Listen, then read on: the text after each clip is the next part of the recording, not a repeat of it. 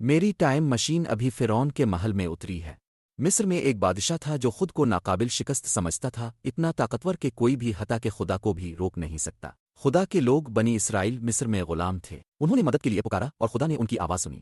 اس نے موسیٰ اور ہارون کو بھیجا کہ وہ فرعون کو بتائیں کہ وہ اپنے لوگوں کو جانے دے۔ موسیٰ اور ہارون نے کہا، میرے لوگوں کو جانے دو، لیکن فرعون نے تنزیہ انداز میں کہا، خداوند کون ہے؟ میں اسرائیل کو جانے نہیں دوں گا۔ فرعون کا دل بہت سخت تھا، اور سب سے پہلے خادونت نے اپنی قدرت ظاہر کی، اور دریائے نیل، ہر بالٹی اور تالاب سرخ ہو گئے، مچھلیاں مر گئیں اور پانی بدبودار تھا، لیکن فرعون پھر بھی نہیں سنتا تھا۔ ذرا تصور کرو کہ تم نے اپنے گھر کا نل کھولا اور پانی کے بجائے گھناؤنا اور خوفناک تھا، مگر فرعون اپنے محل میں چلا گیا اور اپنا دل سخت کر لیا، اور اس کے بعد مینڈکوں کا ایسا ہجوم آیا کہ سارا مصر بھر گیا، وہ بستروں میں گھس گئے۔ یہ ایک بہت بڑی مینڈک پارٹی بن گئی۔ فرعون نے موسیٰ سے منت کی کہ وہ یہ سب روک دے، پھر اس نے اپنا ارادہ بدل لیا۔ پھر خدا نے مٹی کو مچھر میں بدل دیا، اور اس کے بعد ان گنت چھوٹے چھوٹے کیڑے ہر طرف پھیل گئے، یہاں تک کہ فرعون کے جادوگر بھی کہتے تھے یہ خدا کی انگلی ہے۔ خدا نے پورے مصر میں مکھیوں کے جھنڈ بھیجے، لیکن جہاں بنی اسرائیل رہتے تھے وہاں نہیں۔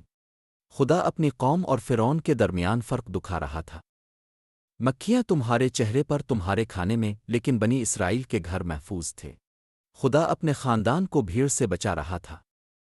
پھر مصری گھوڑے، گائیں اور اونٹ بیمار ہو گئے اور مر گئے، لیکن بنی اسرائیل کے کوئی جانور نہیں مرا۔ خدا نے ثابت کیا کہ وہ سب کچھ کنٹرول کرتا ہے۔ مس نے راکھ ہوا میں الفاچیل، اور وہ مصر والوں پر نکل کر دردناک پھوڑے بن گئی۔ سب کو خارش تھی، لیکن فرعون کا دل اب بھی فخر محسوس کر رہا تھا۔ خدا نے فرعون کو خبردار کیا، اگر تو میری بات نہ سنے گا تو میں ایسا شدید اولا برسانے والا طوفان بھیجوں گا جو کبھی نہ دیکھا گیا ہو۔ تب بعض خادموں نے خداوند کے کلام پر ایمان لایا اور اپنے غلاموں اور جانوروں کو گھروں میں لے آئے، دوسروں نے اسے نظر انداز کیا۔ بجلی گری اور فصلیں اور درخت تباہ ہو گئے، لیکن جہاں بنی اسرائیل رہتے تھے وہاں کوئی اولے نہیں تھے۔ خدا نے انہیں خبردار کیا کیونکہ وہ مہربان ہے۔ پھر ٹڈیوں کے بڑے بڑے غول آئے اور انہوں نے باقی رہنے والی ہر سبز چیز کو چٹ کر لیا۔ مصر کا کھانا غائب ہو گیا۔ فرعون نے مدد کی درخواست کی، لیکن پھر اس کا دل پھر سے سخت ہو گیا۔ پھر 3 دن تک ایسی گھٹا ٹوپ تاریکی چھا گئی کہ لوگ ایک دوسرے کو دیکھ نہ سکتے تھے، لیکن بنی اسرائیل کے پاس روشنی تھی۔ خدا سورج اور ستاروں کو کنٹرول کرتا ہے۔ 3 دن مکمل اندھیرا۔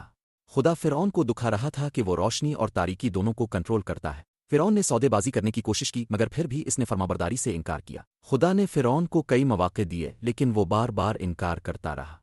تو خدا نے ایک آخری سنگین وبا کا اعلان کیا، ہر پہلا بیٹا مر جائے گا۔